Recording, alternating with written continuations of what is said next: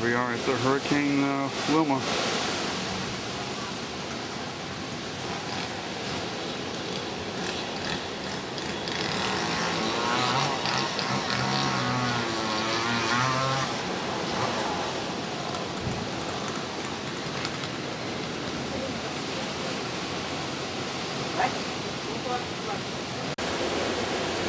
Okay, this is outside the back door, or the garage door. Actually, I had to cut some of this down. I still hear the winds. Major damage.